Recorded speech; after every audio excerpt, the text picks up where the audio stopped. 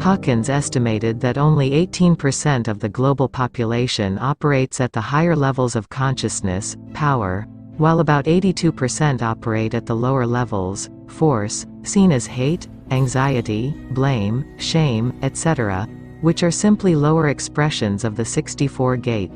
In Power versus Force, David R. Hawkins described how applied kinesiology, muscle testing, could be used to construct a map of consciousness, with 17 levels, ranging from shame to enlightenment with an arbitrary metric, below or above, level 200 inches. His map shows a gradient of frequential states that we can identify and expand upon with esoteric tools, such as the ancient Ching system with 64 gates. Each gate represents a spectrum of frequencies ranging from the shadow states, low expression, to gift states, higher expression, to seedy states, enlightened expression. These are states of beingness that our souls are exploring in human form. Of course, these percentages will depend upon which snapshot of society we look at in different event spaces that reflect the overall collective frequency levels. Higher or more expansive states include trust, Gate 9, optimism, Gate 16, forgiveness, Gate 4, bliss, Gate 58. The highest level of consciousness is enlightenment embodied by Krishna, Buddha and Jesus. Hawkins said, power is creative and constructive in life, while force is destructive and doesn't support life at the individual and societal levels. What Hawkins is describing is Gate 34, power, great strength. Its path of transformation moves from the shadow of folly, to the gift of strength, inner, outer balance, to the siddhi of majesty, right use of power. This gate is demonstrated by majestic movement of the physical body by moving centered human being. Now you see why Earth is called the planet of emotions. We're able to feel a whole range of rich emotions. But we choose where we stand at every moment or what frequency we choose to express. For example, Nora Harold explained that anger is appropriate when your boundaries are being violated.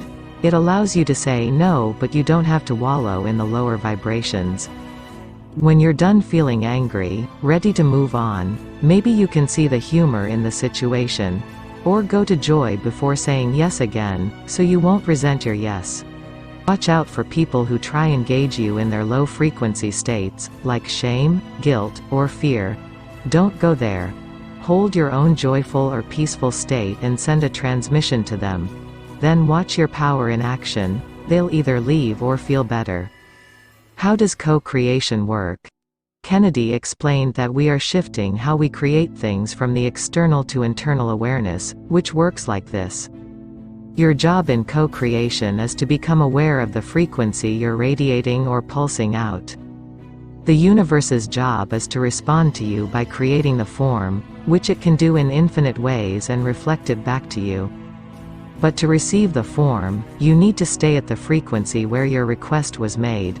If you become impatient and drop your frequency, you're not there to receive the reflection and you'll miss it. Our life purpose, which is to have more love and joy in our lives and to be of service. But some people have come to expect that life is a struggle. What if we live in a recreational universe? What if creation is more about cosmic play and less about hardship? How to embody and radiate frequencies? Can we create more joy when the world is a mess?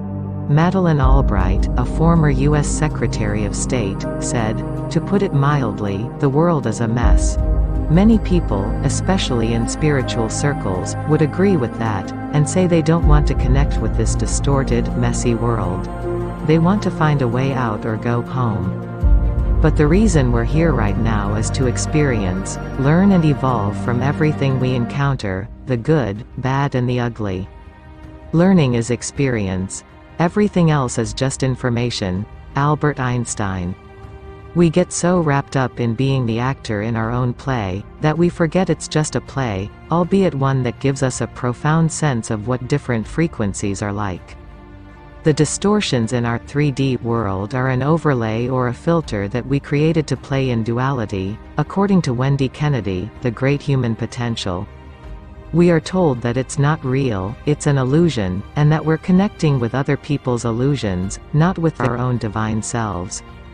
But everything is a reality to the entity experiencing it, according to Guy Needler, who said that we all create a multitude of realities to evolve within. Some of them are temporary, like the parallel environments that come and go in event space, but all of them are based on energy, which requires frequency to exist. Wendy Kennedy said you can feel manipulated or victimized by others, but only if you're not willing to take 100% responsibility for 100% of your reality. That's how you're giving someone else the illusion of power over you. Don't give your power away to others. Why? Behind the cliché that you create your own reality there is a shadow.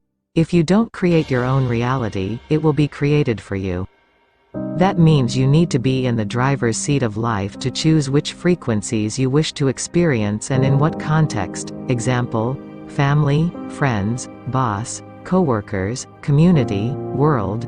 You cannot change anybody else, but you can alter your own frequency, which will change your reality, as Einstein, Tesla and others have said. Saying the world is a mess, you can view Earth and your body in health, wholeness and well-being, and align yourself with that version of reality. You'll be drawn to foods, activities, and environments that support that new reality. Then you become a living example of the best way to affect change in the world, which alters to match your vibrational state. Do not underestimate your power. Now, let's see how to identify, embody and radiate frequencies. Here is an easy practical approach. This might seem simple. All the laws such as law of attraction, law of intention, law of assumptions, and everything works based on these themes. Use these themes on a daily basis. It is divided into 3 parts. The first part is the feeling. The second part is the living part, and the third part is the radiating part. Here is feeling part. Feeling joy, feeling inspired, feeling peaceful, feeling love, feeling playful, feeling hope, feeling complete. The second part, which is living. Living joy. Living with purpose. Living contentment. Living kindness. Living laughter. Living gratitude. Living with passion. The third part is that of radiating. Radiating bliss. Radiating grace. Radiating compassion. Radiating wisdom. Radiating serenity. Radiating fulfillment. If we can build our lives based on these themes every day, then we will always be embodying and radiating higher frequencies.